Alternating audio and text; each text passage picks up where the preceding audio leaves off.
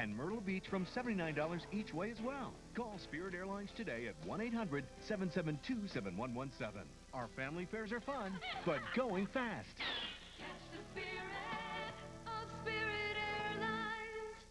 The name Spirit Airlines probably makes many different images pop into your head, from its yellow taxi-colored airplanes to its bare-bones Greyhound bus-like cabin. Although not an experience for everyone, Spirit Airlines has been able to grow to be the largest discount airline in the United States, but in recent years, it's run into a failed series of mergers and many unprofitable years that have led to its more than likely impending bankruptcy. I'm Matt from the Archive of Everything, and today we're going to be taking a look at the rise and fall of Spirit Airlines. The company we know as Spirit Airlines was founded in 1964 as a trucking company called Clippert Trucking Corporation. By 1974, the business had moved into being an airline service called Ground Air Transfer before eventually becoming Charter One Airlines in 1983. The business model was simple, offering travel packages to destinations like the Bahamas, Atlantic City, and Las Vegas. The airline continued to expand its offering throughout the 1990s, changing its name to the now iconic Spirit Airlines and adding tourist destinations like Orlando and larger cities like New York and Los Angeles. With the 2000s arriving, it gave Spirit their first FAA fine for multiple safety and signage violations on their aircraft. Despite the rocky start, Spirit continued to add destinations and even purchased 30 new Airbus A320s in 2006. The signs were everywhere, but now it's official, we are in a recession. The research group that makes that determination made it today and said the recession actually started a year ago. But the question now, when will it end? 2008 turned out to be a pivotal year for Spirit. With the financial crisis in full swing, Spirit began laying off hundreds of pilots and flight attendants while simultaneously adding advertisements to the side of aircraft and nearly every possible service on the inside, even down to the pamphlets. The airline was able to survive the Great Recession with these moves. Spirit continued to make news into the 2010s by being the first U.S. airline in history to charge for carry-on bags, although Frontier and Allegiant seemed to like the idea and followed suit soon after. By 2014, the airline's fortune started to improve when it was named a top growth airline stock by Morgan Stanley. The airline continued to rehab its image, bringing in the Disney Management Institute to help consult with staff on being friendlier and increasing its on-time rate to second in the US behind only Delta. Spirit ended the decade by signing the intent to purchase 100 new Airbus aircraft and moving its headquarters to Dania Beach, Florida.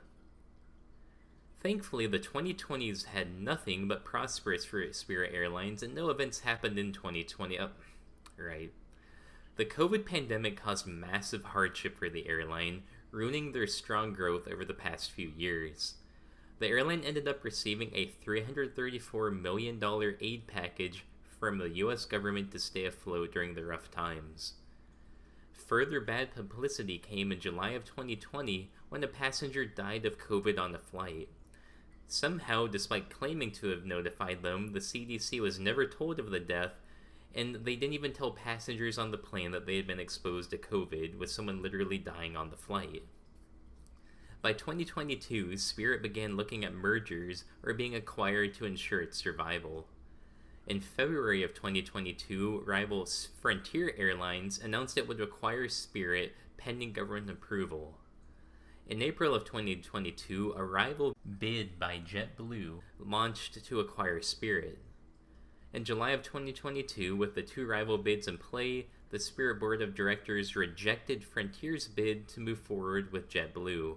What a mistake that would turn out to be. JetBlue had traditionally been a very premium airline, focusing on a much different demographic than Spirit's ultra-low-cost model.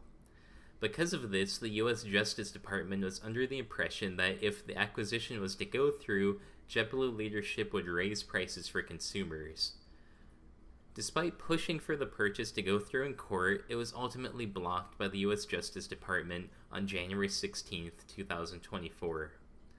With merger hopes now dead, the stock dropped nearly 40% instantly. Remember, this is the same stock that 10 years prior had been named a top airline growth stock. The airline's financial hardships have continued into 2024 with a loss of nearly $200 million in the second quarter alone.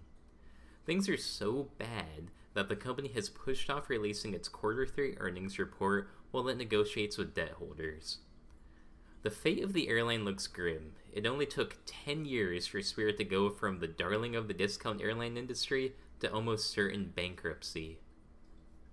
So what did it? It's probably a combination of the COVID pandemic and razor-thin margins in a very tough industry, and a series of failed mergers that were blocked by the Justice Department due to anti-competitive beliefs.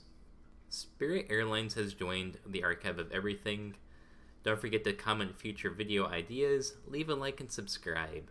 This has been Matt, and as always, I'll see you all real soon.